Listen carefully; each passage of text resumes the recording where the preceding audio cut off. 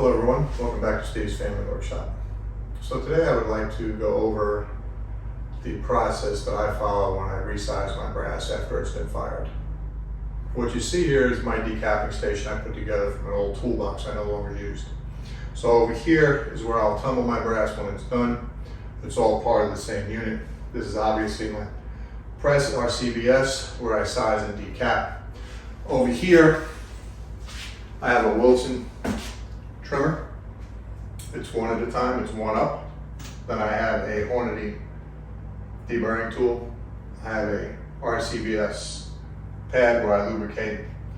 I have a Wilson case gauge. Down here is where I keep my once fired brass, twice fired brass, whatever it may be. As we all do, it's all color coded, so I know how to keep track of it. I have new brass over here, so it's a pretty good storage unit. I put it on 4 swivel wheels so I can put it anywhere I want. And up here, I have a gauge that I just put the brass on here. Tells me if I'm close to the size that I want it to be. So what I'd like to do now is go over the actual process. All right. How did I set this press up originally before I had a case gauge? Well, RCBS recommends that you bring it down till your holder, your case holder touches, and you just have a little click, like a little joint locking into place, and that's how I set it up originally. Okay, so this pad has already been lubricated, but I use case lube. And when you put lube on here, you just want to do just a little drop. If you put too much lube on here, what will happen is you're going to actually start to damage your cap, your case when you put it through. You'll get dents at the neck. All right, so after I put the lube on here, I roll out the brass, I lubricate the inside with this brush. I'm going to decap it, comes up, primer comes out, it's the size. We're going to put it through the case gauge. So I can zoom it in for you here. Yeah, it's much better.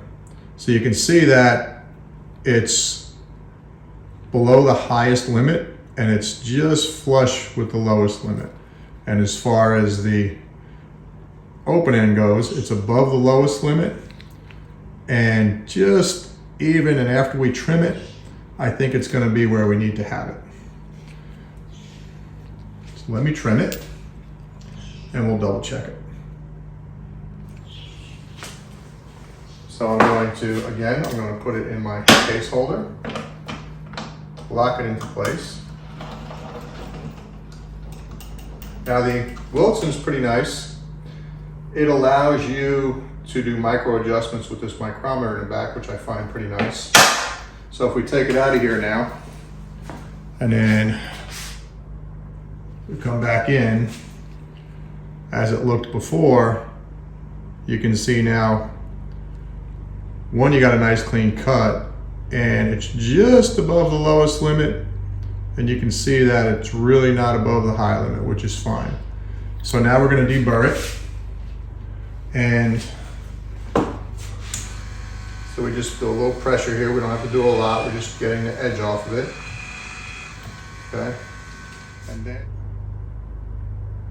so after we trim it, I put it on my veneer, and it's running about 1753, which really isn't a bad thing. It's only 3,000 over, so that's not much of an issue.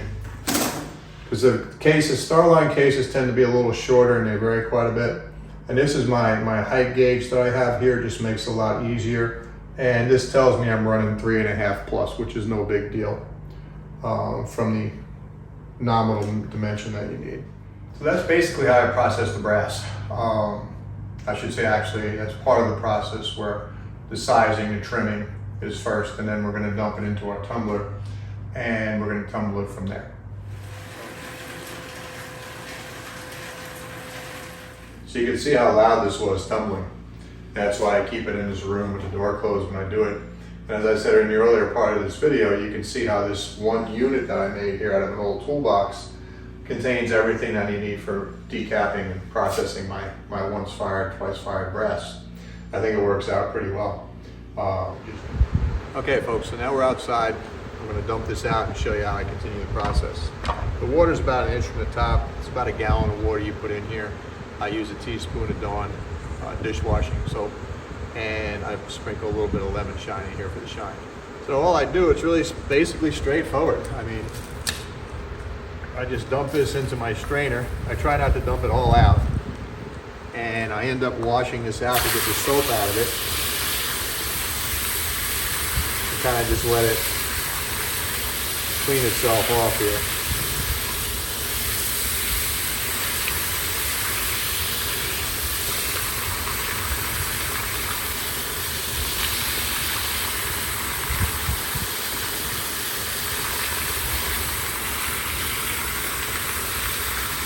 I try to wash off as much soap as I can in this particular application right here. Coming out just clear bubbles now. Wash that out. Got a little media in there, and then what I do is I just dump out the rest of the water. I try not to dump out too much brass or the media, it's just more difficult to work with. And once that's all pretty much drained out, then I just bring it over to the basket where I'm going to tumble and catch all the media.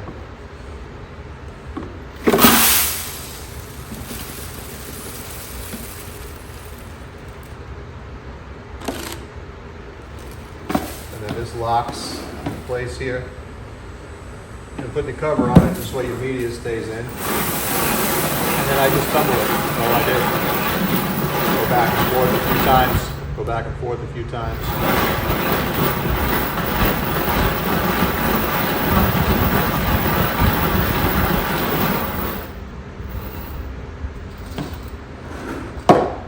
And that basically just separates the media from the brass. And the next thing I do is I just open this up, I separate it,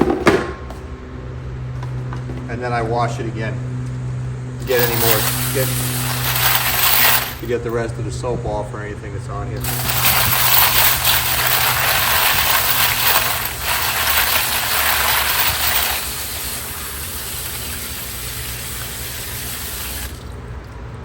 And that's it.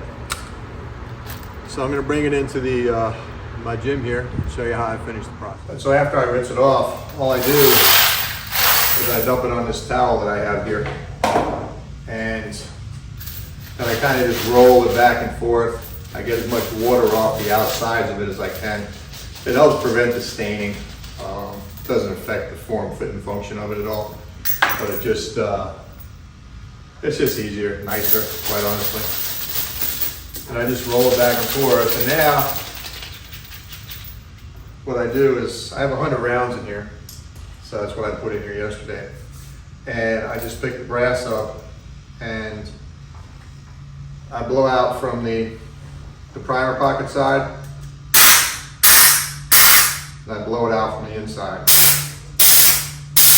Just make sure gets most of the water out. And I'll do that several times.